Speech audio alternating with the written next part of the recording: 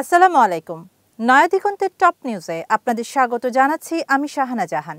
আজকে টপ নিউজের শিরোনাম, ফেব্রুয়ারির নির্বাচনের ৩ মেরুকরণে উত্তপ্ত রাজনীতি। ২০২৬ সালের ফেব্রুয়ারির জাতীয় সংসদ নির্বাচন ঘিরে আবারও উত্তপ্ত হয়ে উঠেছে দেশের রাজনীতি।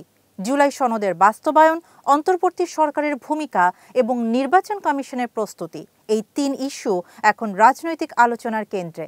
১ বছরের বেশি সময় নিয়ে সংস্কার প্রক্রিয়াকে নির্বাচনী রূপান্তরের দিকে নিয়ে গেছে ডক্টর মোহাম্মদ ইউনূসের নেতৃত্বে চলা অন্তর্বর্তী সরকার। তবে রাজনৈতিক ঐকমত্য এখনও অধরা। তবু ভেতরে ভেতরে চলছে প্রার্থী বাছাই, আসন সমঝোতা আর সম্ভাব্য জোট নিয়ে নানামুখী আলোচনা। বিএনপি এখনও দেশের বৃহত্তম বিরোধী রাজনৈতিক শক্তি হিসেবে নির্বাচনের কেন্দ্রবিন্দুতে রয়েছে। দলটি ঘোষণা করেছে যে তারা জুলাই জাতীয় সনদের যে অংশে স্বাক্ষর করেছে সেটি বাস্তবায়নের দায় নিলেও অন্য কোনো অংশ বাস্তবায়নে তারা বাধ্য থাকবে না। তাদের লক্ষ্য একটি নিরপেক্ষ নির্বাচন কমিশনের অধীনে অবাধ নির্বাচন এবং ক্ষমতার বিকেন্দ্রীকরণ। দলটি এখন গণফোরাম, নাগরিক ঐক্য সহ কয়েকটি সংগঠনের সঙ্গে গণতান্ত্রিক ঐক্য ফ্রন্ট গঠনের আলোচনায় রয়েছে। অন্যদিকে জামায়াতে ইসলামী নেতৃত্ব দিচ্ছে নতুন একটি ইসলামী মধ্যপন্থী ঐক্য জোটকে।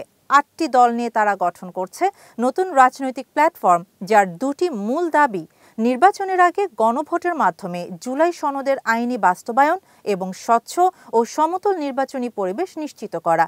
এই জোট ধর্মীয় ভোট ব্যাংককে একত্র করে বড় প্রভাব ফেলতে চায় মাঠ পর্যায়ে।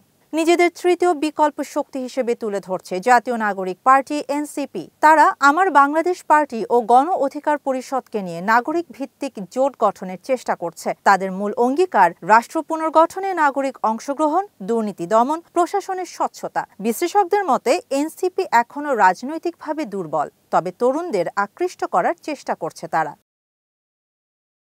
সরকারের সামনে এখন দুটি চ্যালেঞ্জ। একদিকে দলগুলোর অংশগ্রহণ অনিশ্চিত, অন্যদিকে নির্বাচনী সংস্কার সম্পূর্ণ হয়নি।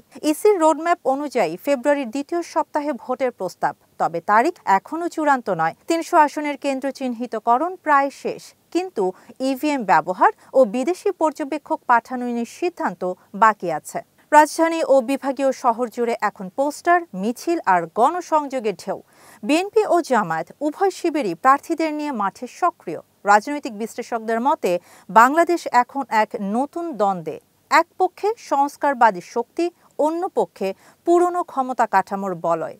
রাজনৈতিক বিশেষজ্ঞরা বলছেন ফেব্রুয়ারির নির্বাচন হবে ট্রানজিশন পলিটিক্সের প্রথম বড় পরীক্ষা। এই নির্বাচন শুধু ক্ষমতার নয়, বরং জুলাই বিপ্লব পরবর্তী শাসন ব্যবস্থার বৈধতা যাচাইয়ের মঞ্চ। সব দল অংশ নিলে হতে পারে নতুন রাজনৈতিক সমঝোতার সূচনা, কিন্তু একতরফা ভোট হলে আবারও অস্থিরতা ফিরে আসার আশঙ্কা উড়িয়ে দেয়া যাচ্ছে না। বাংলাদেশ এখন এক মোড়ে দাঁড়িয়ে। একদিকে স্থিতিশীল সংস্কারের আশা, অন্যদিকে রাজনীতির অজানা অন্ধকার। এই ফেব্রুয়ারির নির্বাচনই নির্ধারণ করবে দেশ কোন পথে যাবে। শাহানা জাহান, নয়া দিগন্ত।